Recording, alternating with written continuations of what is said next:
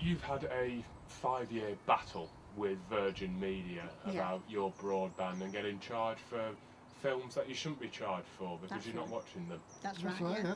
Now, where do you want this to go? We just wanted really to have a service that we were paying for, hoping, and not have all the hassle every so many years of having all these films going on. They're obviously not finding out where they're coming from.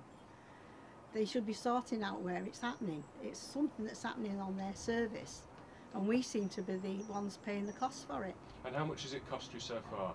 Well, at the moment they're not charging us for the films, but we did get a letter to say that if ever anyone came on again, they would charge us for them.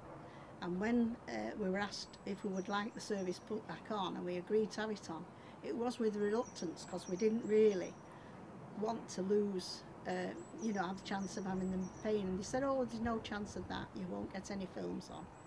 And within 9 days, they've got £200 over £200 worth of films again.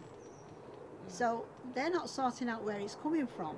Their answer was, well, we'll just take the whole service out, leaving us with no phone, no broadband, no TV, anything, and the cost of having it installed by somebody else. So you've got to have it put in again. We'd have to have it reinstalled. If we could get a supplier to give us this. I mean, perhaps a service might not be willing to give us a service after we've been cast out by somebody else. But even if they did, it would cost a lot of money to reinstall it. And we paid £50 to have that TiVo box put in January, and they're just taking it out. They're not recompensing us at all for it. You know, they're just saying, right, May the 9th, that's it, it's cut off, and you don't get anything else. And like you say, that's your phone, that's your internet. That's it, yeah. It's hard to live without that. We have family abroad that we contact over the phone. There's no other way of doing it, and Skype and that kind of thing, broadband.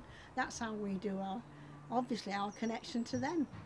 We only see them a couple of times a year, so you don't want to lose your connections to your grandchildren and that way. But that's the only way we get hold of them. And that's what this is about now. This is it. We've got to lose all contact, and as you know, in this day and age, that's a lot of your contact now. Your mobile phone. Well, I'll have my mobile, but your landline. For me, the landline, I pay extra for the all-day talk, as they call it, or something, unlimited talk, and we pay extra for that on the bill, so that we can chat to the family at all times.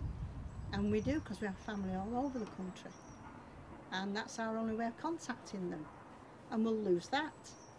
And you're not tempted to just go to another provider? Obviously, we always were. But then you think, why? I'm not doing anything wrong. You know, why should I be the one that always has all the inconvenience? You know, why can't they sort out their problem? Why do they have to leave it to us? And I do wonder how many people have actually gone to somebody else rather than have the hassle. Because if you were in a family where you've got a mixed family in a large house, as you've seen, we only have a little place here. But if you've got a large family or a family in a big house, you can't say for definite no one's there. You've got a in every room. Which they have nowadays, don't they? So you can't say. So more often than not, families would be inclined to say, we can't do anything about this, we'd better go, and move off. And you wonder how many hundreds of people have done that, rather than have all this hassle.